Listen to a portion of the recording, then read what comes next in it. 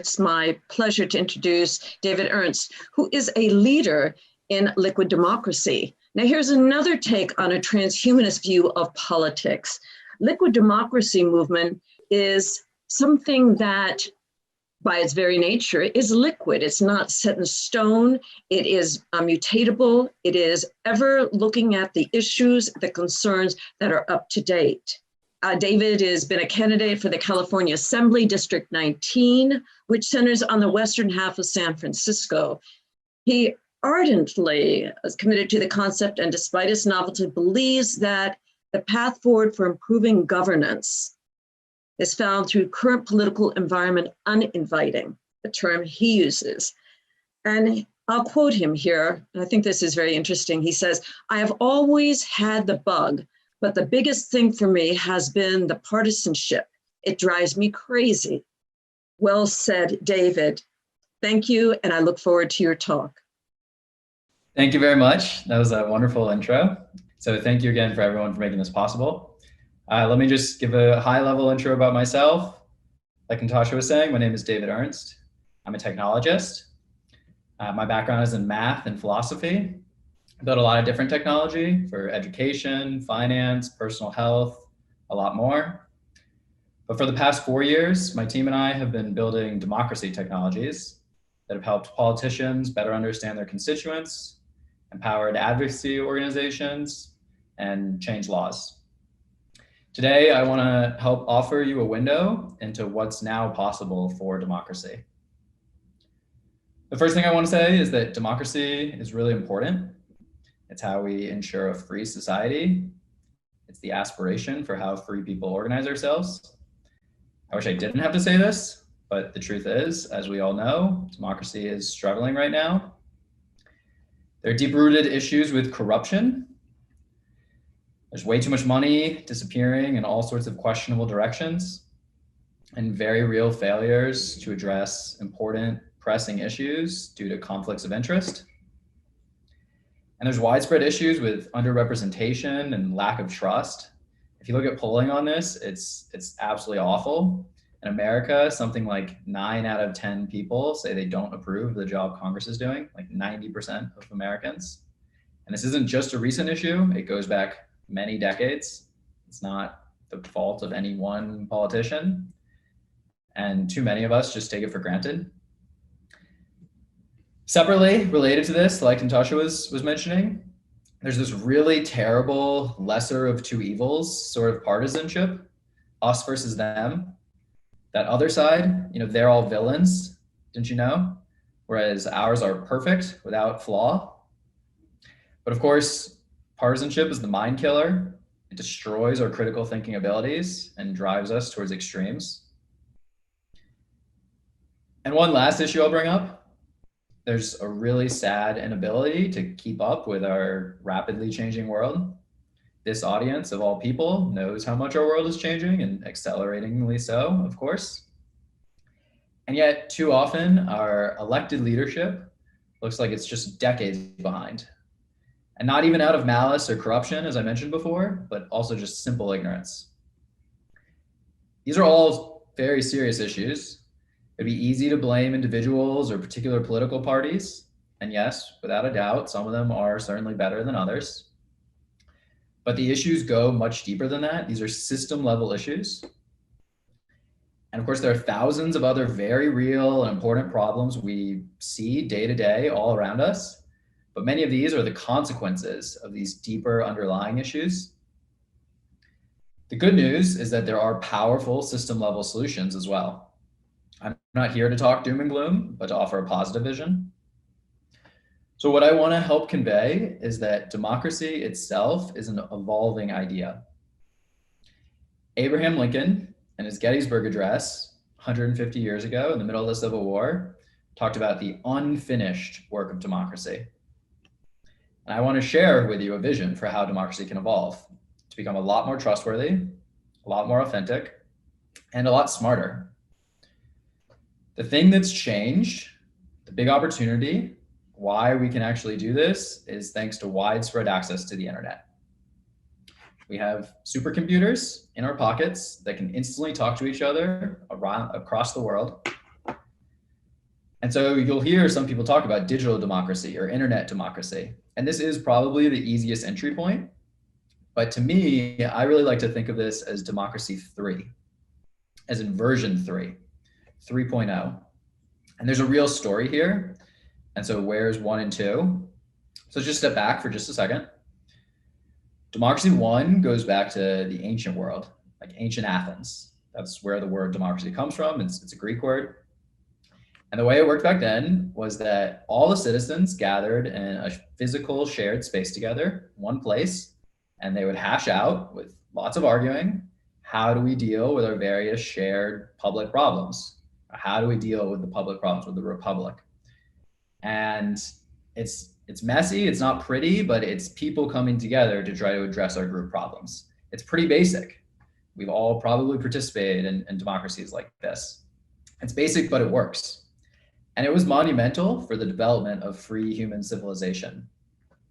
But it's really limited by geography. It's for a single city, or really just a town.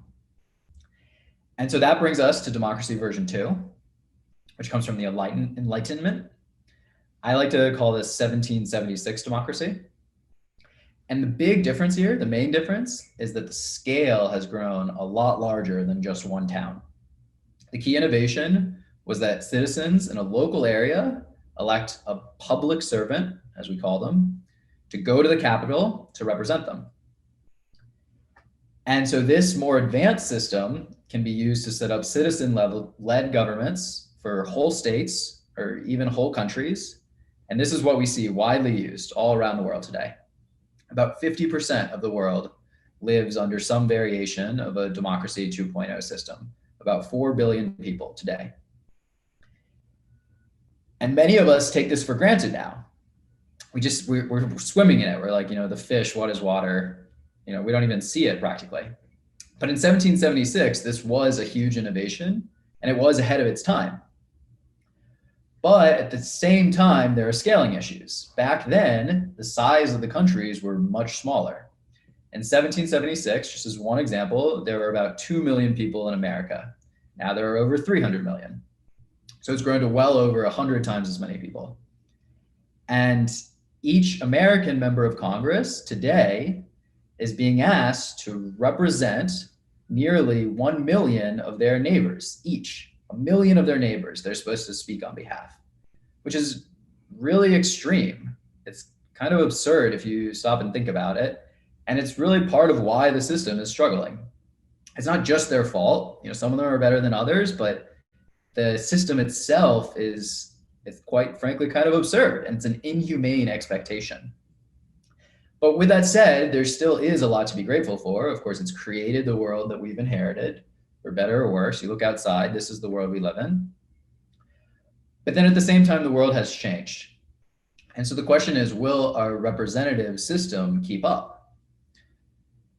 And so you have to understand, back when the current systems were designed, there was no electricity. There were no phones, no telegraph, no railroads or radio or WhatsApp.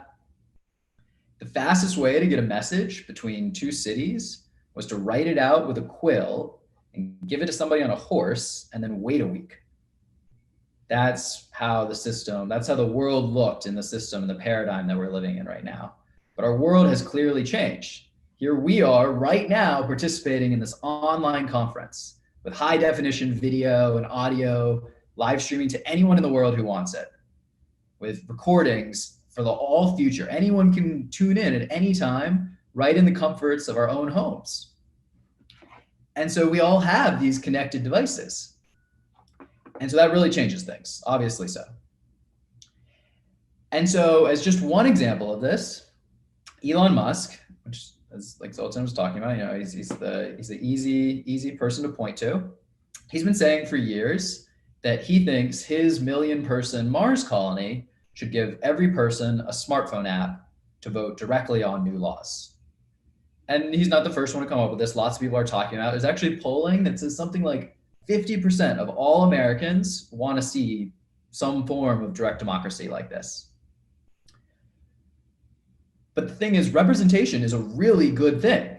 it's really useful. It was an improvement. It was an upgrade. It was an innovation. And we need to continue to improve it, not get rid of it. It would be a loss not to have it. It'd be like going backwards, thousands of years, back to the ancient world, back to democracy version 1. The fact is, legislation is complicated. The world is complicated. There are a lot of messy details involved. How many of us want to spend hours poring over hundreds of pages of legalese? I've struggled to do it sometimes. Sometimes I have to do it. It's not fun at all. I certainly don't want to expect every single person off the street to do something like that. We don't want lowest common denominator government. We need leaders. We need leadership. We need more leadership, not less leadership. So yes, in this 21st century world we now live in, from a strictly logistical point of view, each and every one of us could vote directly on bills, yay or nay, or abstain. Just like our members of Congress are doing right now, if the rules allowed us to do that, if our representatives allowed us to do that. But the thing is, we can also make it possible for us to pick representatives, our own representatives, personalized representation, anyone we want personally, people we actually trust. It's like the current system where you pick between candidate A and candidate B, but you get to pick the people. You're not stuck between just 2 options. You could even pick your current representative if you're happy with them. This wouldn't take anything away from what you're getting right now. It just offers more options and control. So this new system of representation, what I call Democracy 3, what some call delegative democracy or liquid democracy is another popular term for it. There's a whole subject about what's the right term for these things, but to me, I think of Democracy 3. It's this multi-100-year journey. It's not like we're taking a different path, it's inevitable. It's really just a question of when. But the point is that the way it works, the key thing is that we always get the option to vote on new laws ourselves. If you like what Zoltan's saying, or you like what anyone's saying, or you like any proposal, you can clearly yourself very easily say, I support this. I want this. I want research on that. I want funding on that. I want these new laws. I think this should be a crime. I think this shouldn't be a crime. It's your voice. And on top of that, whenever you don't vote directly, which again, for most of us is going to be the vast majority of the time, your personally chosen representatives get extra voting power to speak for you on your behalf. Representation becomes like a backup. It's our voice as free citizens always, and we get to empower the people we personally choose to help lead us. This allows us to find and empower our leaders far more easily than the current system lets us. The current system is like a cage match. So few people put their name in the hat because it's awful. I say this from firsthand experience, that it's very ugly. It puts this terrible spotlight on you. And then it's like, 5 competitors enter the ring and they beat each other up as much as possible. And which one's left standing at the end, we're now supposed to trust that person. And it was the best that we could do at the time in the horse and buggy era, in the quill era. And it was an innovation, but it's not necessary anymore is the thing. And so this is really the key mechanism. If there's only one thing you take away from this talk, I want you to make it this. Democracy 3 will be defined by letting each citizen represent ourselves directly, vote directly whenever we choose, while still deferring our voting power to our personally chosen representatives the rest of the time. It's actually pretty simple. And this makes it much easier to actually hold them accountable too. Not only do we have much more choice initially, we can take our representation back at any time if we no longer feel like they're doing the job we need from them. It can be as easy as pressing unfollow on your favorite social media app. But instead of being based around mere interest or entertainment, this can be built on trust. Who do you want representing you when you can't yourself? And now, the other thing this allows for, right now we expect our elected representatives to vote on our behalf on each and every single item across every subject, all subjects. but nobody knows everything about everything. We all have different interests, different areas of expertise. And so in a modern representative system, we ought to be able to pick different people for different areas. The people who know the most about technology issues are probably not the same as those who spend the most time studying tax issues, or vice versa, or foreign policy issues, or your local permitting issues. The world is complicated. There's so many things. And our private lives, we specialize. Of course we specialize. I don't make my own clothes. I don't make my own water bottle. Everybody has things that we're good at, and we trade. And we could be doing the same in the way that we address our shared group problems. And this allows you personally to build your own all-star team of representatives, the absolute best people on each and every issue. You get to customize it. You get to slot the right people in that you trust the most. And so this means that we can have a far more expert-driven representative system built on real choice, not just Tweedledee versus Tweedledum.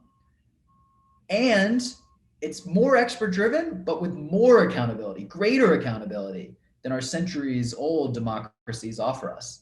The problem right now, the debate that's out there is like, should we trust the experts or should we trust the people? As if this is like two different things.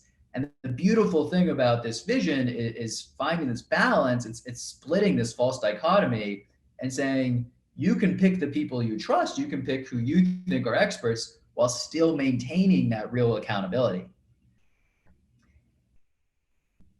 It's pretty powerful. And so for the last few years, I've been talking about this vision with thousands of people. And at this point in the story, about 9 out of 10 people are usually pretty damn interested, wide-eyed. You know, people are like, I want it. How do we get it? How do we get it? People really want this across all different political parties and geographies and belief systems and social classes. The vast majority of people get really, really excited when we talk about this is what being a citizen in a free society can mean. But the very important next immediate question is, how do we actually get it? Aren't you talking about a constitutional amendment? You know, this sounds so difficult. This is such a crazy change. What are the chances of that actually happening? And so my belief is that as long as free societies continue, which isn't guaranteed, there's all sorts of threats to free societies out there right now, but as long as free societies continue, it is inevitable. It's a question of when, not if. When I think about what the world looks like in the year 2050, things are probably not going well if we're still depending on our current status quo systems.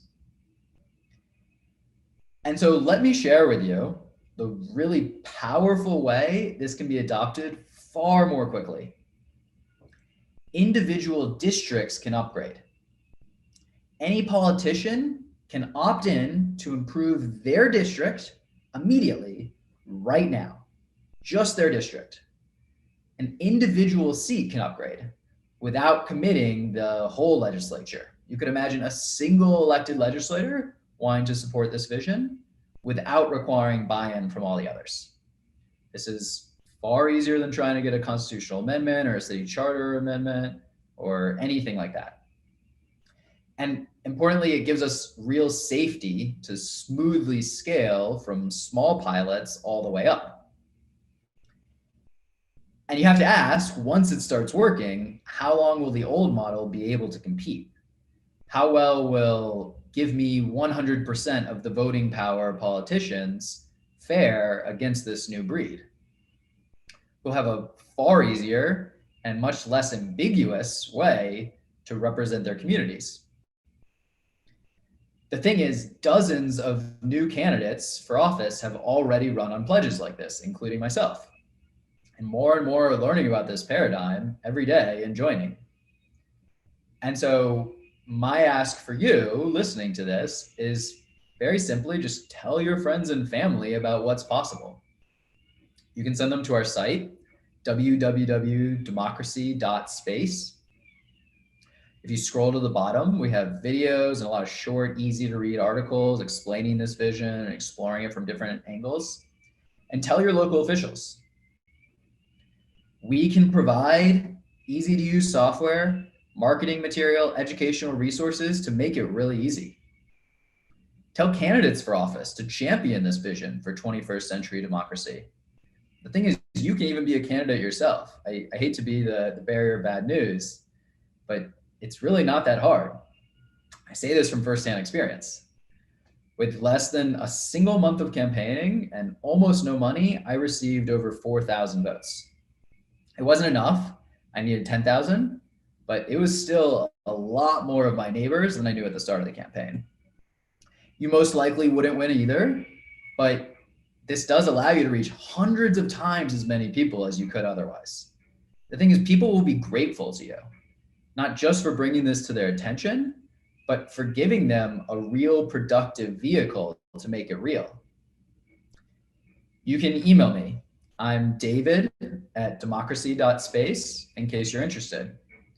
So I'm going to stop here for now, and I'd love to know if you have any questions, and I just want to thank you for listening. I would like to thank you for your wonderful talk, David. I found your theory extremely fascinating, especially as an old political science student. I studied in Italy way back 15 years ago now. And yes, I think your theory are extremely fascinating. However, I do see some issues in their applicability, especially I remember when studying political science, one of the prerequisites of democracy is a well-educated and well-informed public and body of voters, which is particularly hard right now to achieve. I mean, on one hand, yes, we have a widespread of information thanks to the internet, but we also live in the so-called post-truth era. So how do we manage that? With all this fake news, deep fakes, how do we get people to be better informed about the decision-making processes? That's a fantastic question. I mean, I'm just as worried as you are as achieving actual good, highly informed outcomes. I couldn't agree more. And yeah, of course, education is super important.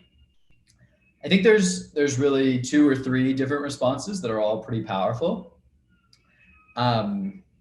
The first one is quite simply that we already rely upon voters to be making these decisions about who do we want to be our representatives.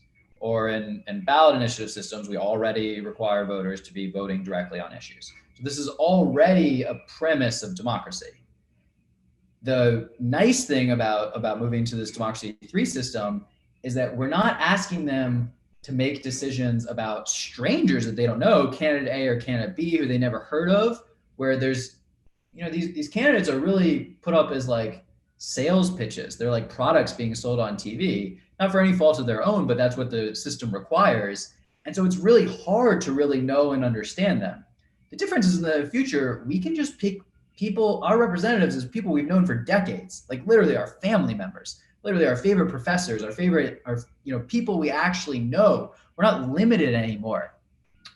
The actual choice of understanding the candidates becomes a much simpler problem.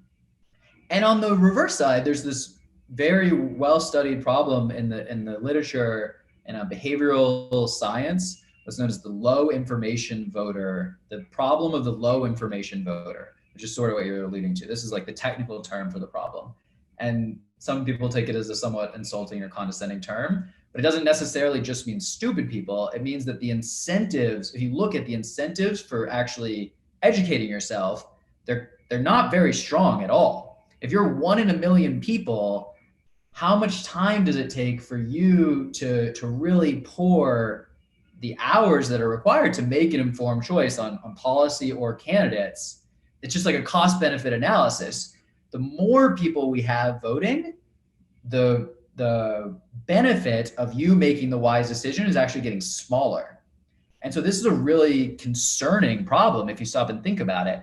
The effects of this is that you would expect, not even taking into account the IQ or the education level or anything like that of the voters, simply the size of the polity, you would expect one Einstein to be researching issues for himself better than 100 Einsteins and much better than a million Einsteins, because it's sort of like this tragedy of the commons problem. We all sort of like set it aside. And so that is the problem right now, where we're trying to decide, should I participate? Should I take the time to cast an informed vote and be one in a million? Or more likely, I'm just gonna stay home. That's what a lot of people clearly choose to do. We have extremely low voter rates. And so that's the current calculus in our current system, where you're getting asked once every few years to take part in this big election. But in a delegative democracy system, because of the way the voting power pools, you can say, look, I don't know enough about this issue, but that's okay, because there are people that I trust who do.